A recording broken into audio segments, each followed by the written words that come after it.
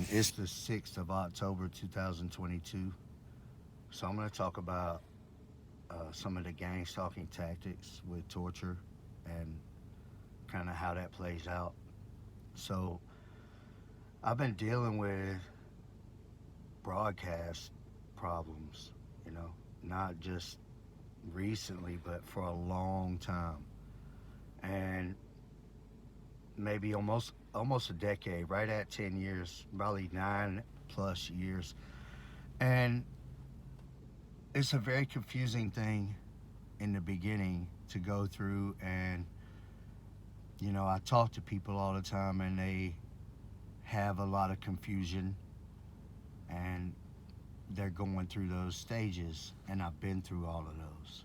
I've been through all of those phases where you're trying to figure out what's going on. I've been through the phase like before you even know that it has anything to do with broadcast or remote neural monitoring or any of that. With and in the beginning, I didn't have people talking to me and the broadcast telepathy and all of that stuff. I just had torture and weird stuff happening, and I didn't know anything about it. And so, in time, you start to come to the realization that some strange things are happening, and maybe, uh, maybe it's something. Uh, Back in 2014, 2015, I was starting to figure out that some things were going on, and there was a couple of isolated incidents and some kind of sneaky incidents with broadcast telepathy and things like that, where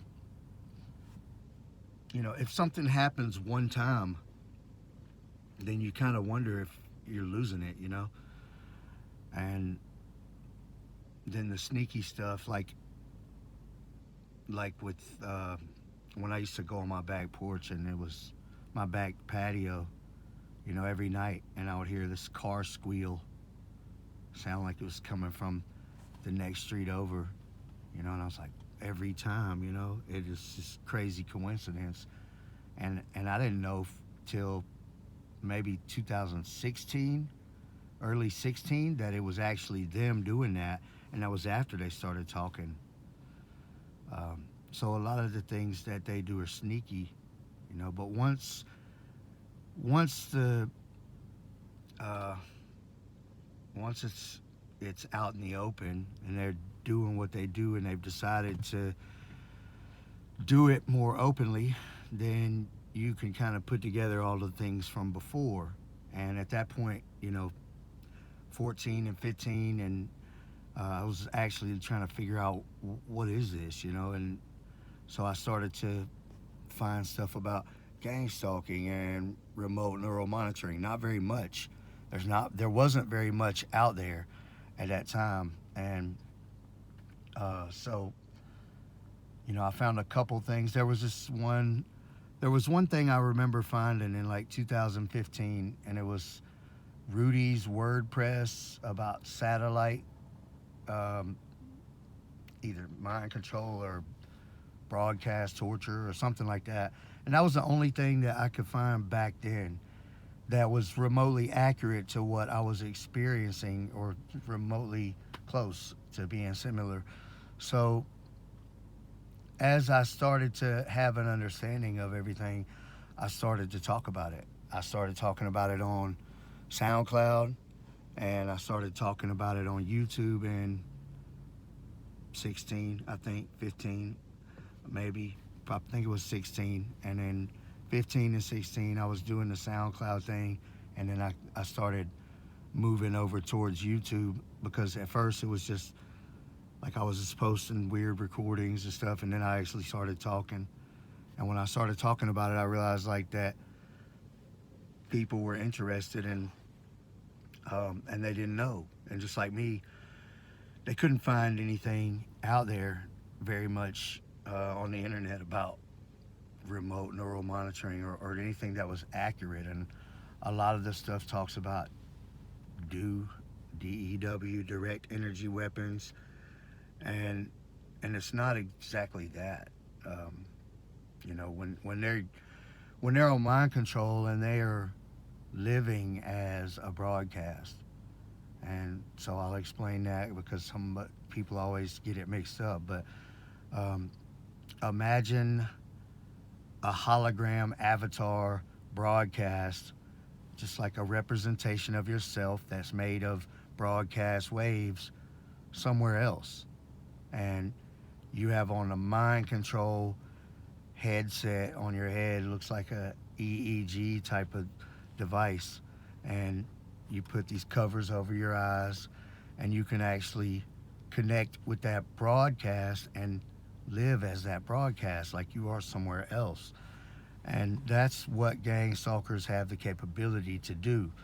And when they do that, they um, they physically attack people with that, and all they have to do is touch you. It can penetrate your body. It can go right through you. It has the physical characteristics of microwaves. So they're living as a blob of microwaves, and they're able to jump into your body with that and penetrate and saturate into you. And that's where the torture comes in. They start to do things to you and get on you and go in you, and it physically hurts. And if you're not a person that has the resources and are in the position to be able to do something about this type of problem, then they're getting away with it. They're getting away with it, and the government doesn't care. And think about this too for a second. What if tonight on the 10 o'clock news, around the world, all of the news stories were satellite mind control broadcast, and this capability of being able to live as a broadcast and broadcast yourself somewhere else, and being able to receive someone else's thoughts and to broadcast your thoughts to someone else, and that your thoughts are not private, and all of these things where people can connect to each other and feel and see and know each other's neurological processes. And if that was the news story at 10 o'clock tonight, the world would go into mayhem. And that's one of the big things. It's so drastic of an adaptation, of a change. Like when people find out that this is true and this has been going on for a long time, then it's going to cause this mind control revolution, and humanity's going to shift into a different phase of our existence. So I can see why that this is not something that's able to gain a lot of traction as far as exposing it. Um, why people are able to do it without any oversight, I don't know. I don't know exactly. Maybe, once people get it, I think that once it started to become something that spread around, and millions of people do have access to it, millions, and they're not all gang stalkers, but a lot of people, they get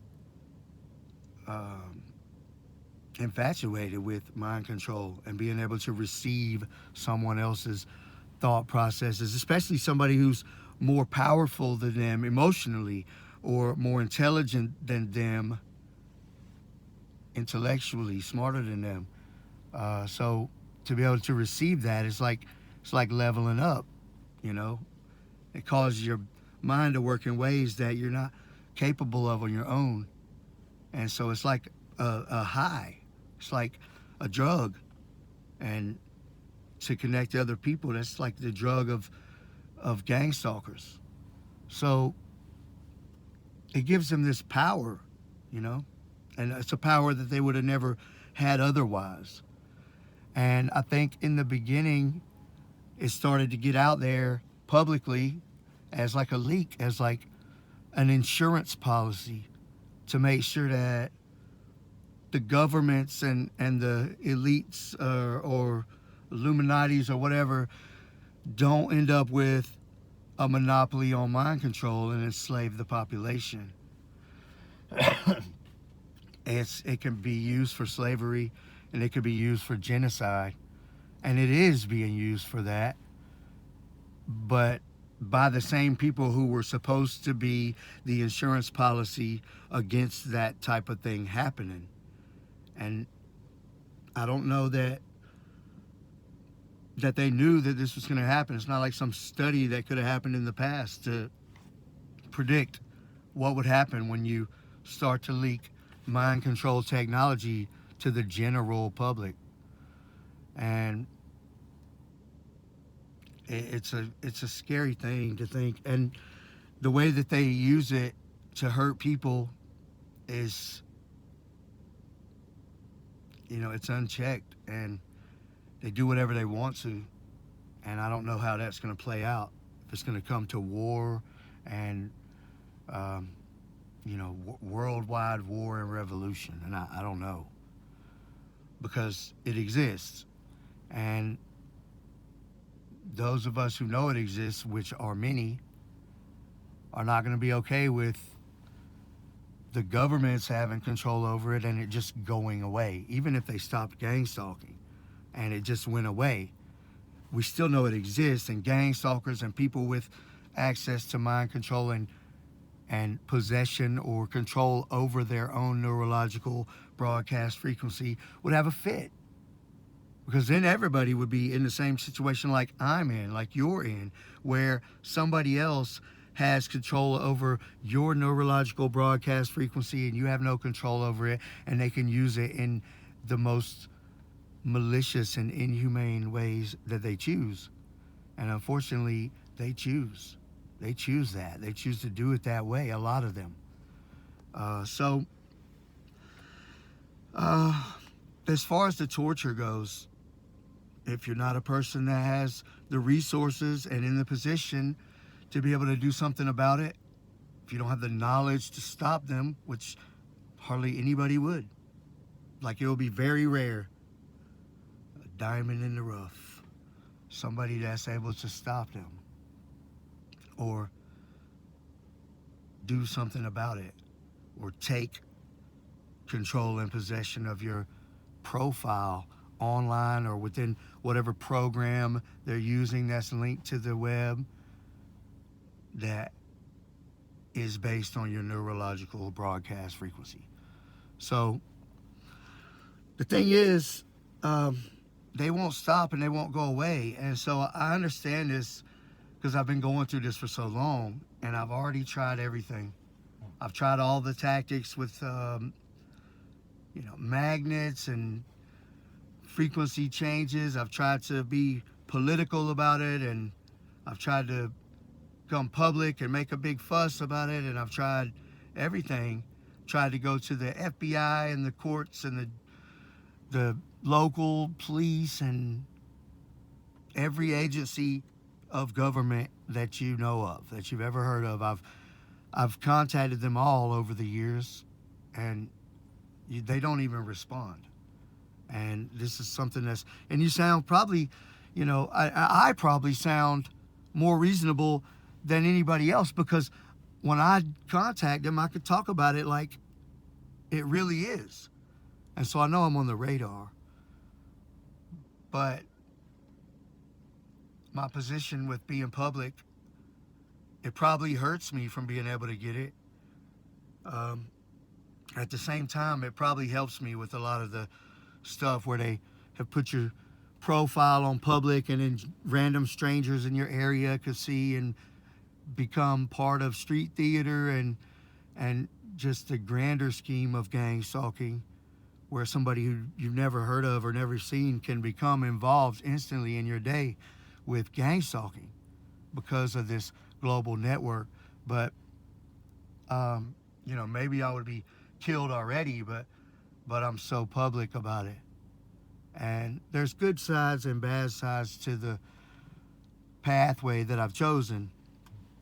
Um, I'm also very much an advocate against what they do with broadcast torture. And they've also done a lot to me over the years. And there's a lot of liabilities there, and there's a lot of fear of what would happen if I were to get neural monitoring, considering my position. So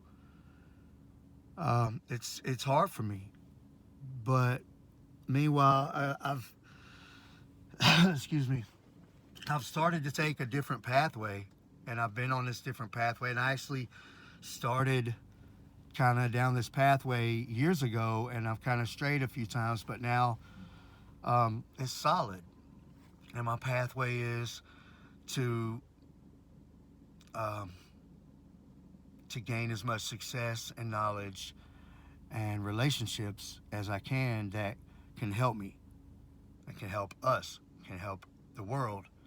And that means to put myself in a position financially to deal with the type of problems that I have.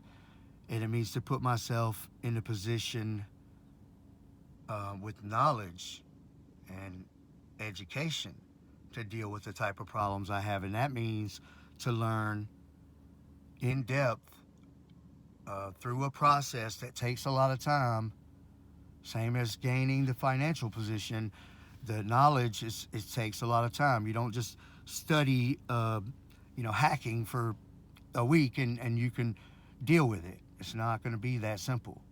And I think that it's going to be years that I'll be studying programming and network protocols and forensics and uh, development when it comes to computer stuff. And I think that's probably the best pathway, unless you become like a scientist dealing with electromagnetic fields and light spectrums and things of that nature, to be able to positively expose broadcasts and put neural monitoring people, gang stalkers included and otherwise, in a position where if they don't want this thing all the way public, then they have to give it to you, or um, or kill you. And I feel that's gonna be my position at some point. And I'm, as far as relationships, like I said, everybody who's a neural monitoring mind control person, meaning they have possession control over their own neurological broadcast frequency, and if they're a gang stalker, they're um, raiding others' frequency as well, unconsensually. And if that's happening, either way, if you're either one of those type of people, then um, there's a lot of decisions to make, and you got to figure out what's going on and what direction we're headed. But um, somebody like me is dangerous to the whole thing, and I'm not sure that even people that have it understand what the whole thing is. So, but I definitely want to gain the relationships with those who are not gang stalkers, and I have started to know some more important people that are in better positions than I am, and I'll continue to grow, and I'm sure of that, especially now. Um, Financially, I'm gonna try to put myself in that position, and with the knowledge, I'm in school, and I pay attention with the time that I have. I pay attention to the things that are happening with devices and development with coding and everything else, and I want to continue to progress in that area, and that's going to help me. And I think that's the number one way to eventually get neural monitoring. Um, as far as broadcast torture, you know, they do things to hurt people, and sometimes it's pretty evident. And even when it is pretty evident, um, you kind of have that situation where doctors and medical people will, even if they know about neuromonitoring, they will relate it to something else, or psychological, the psychological field with psychiatrists and things like that. That's their business for people to be crazy, you know. And look what they've already done. Half the population is on Xanax and Adderall and Paxil and Zoloft and you know, pharmaceutical companies making 20 billion a year, and it's crazy. And you know, so there's a lot going on, and America in general, we have this Hollywood culture and this quick fix medication culture, and oh, I feel sad today, and you know, and when somebody feels sad, they think that there's a magic medicine that can make them feel better, and it's just covering up your problems. It's not fixing them, and it's making you not care about your problems. But that's part of the scheme, and America is a lot weaker because of it. Um, but with broadcast torture also, a lot of the things that they do are more like creating the conditions for physical health problems rather than just instantly giving them to you. You know, a broadcast dries out things and evaporates moisture. It really does. Whether you're whether it's a cloud or whether it's the saliva in your mouth, or maybe it's the moisture around your organs. And when they do that kind of thing, when they use broadcasts, and when I wake up with a super dry mouth every day and tasting electricity and gang stalkers talking trash with broadcast telepathy and all of this stuff. Well, if I was to go to the dentist, they would tell me that, you know, that I'm having some gum decay or, you know, teeth rotting or something like that. And maybe it's not apparent that this is a problem that results from broadcast, but broadcast can create conditions for that, and broadcast can create conditions for a lot of other medical problems. And they play on to things like that, you know. If you stub your toe and you think your toe hurts, well, they'll hit it with broadcast and make it hurt twice as much, and you're automatically just relating it to the initial stub. And that's the kind of mentality and tactics that they use. If you think of something that you're worried about or scared of, that's what they'll start to do against you. If you think it's the FBI doing this, they'll pretend that they are the FBI, because it's easy for you to believe what you've already thought of yourself. It's your own idea. They just play into it. Why? Because they know your ideas, because they're able to receive that. So it makes you have to start to be like a real master Jedi about everything, even the way that you think. And so it changes you.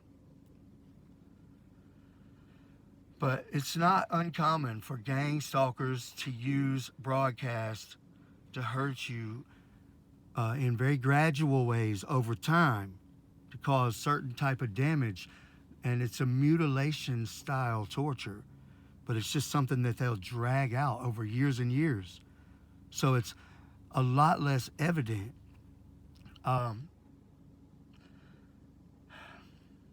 It's just a lot going on, and it's a lot to talk about and discuss, but I feel like I'm on the right pathway. I hope that my videos can help a lot of people.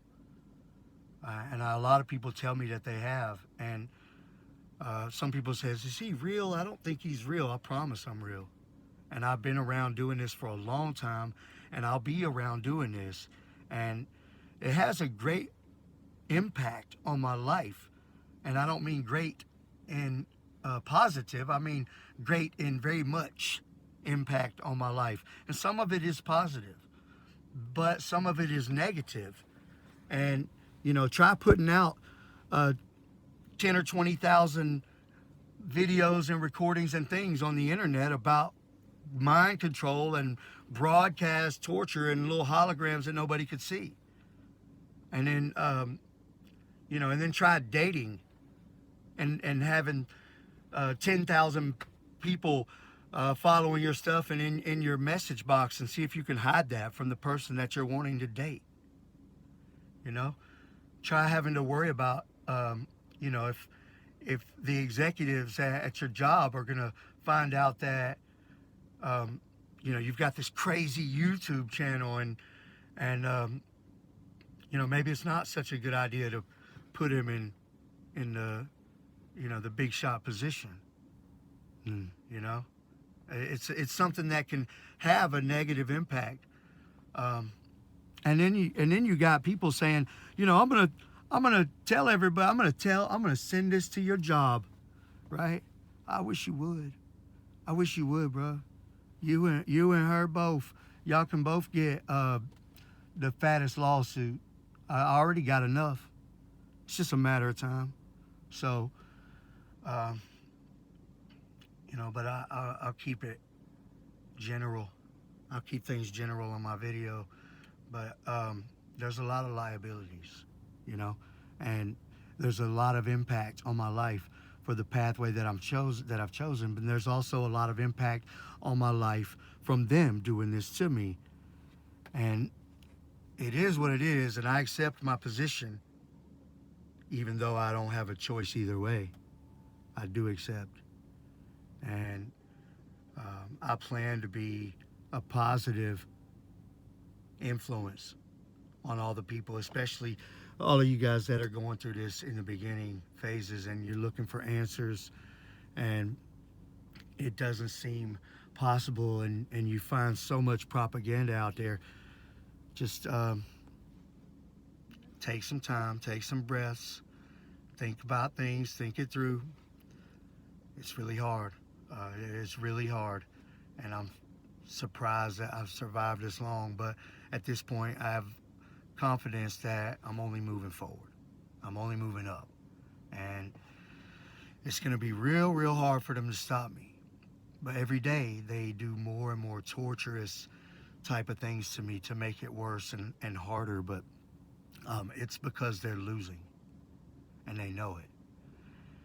And these people that are on my channel, I don't know why they're still here, but I would love to play it out. Y'all see me on the next one real soon, I promise.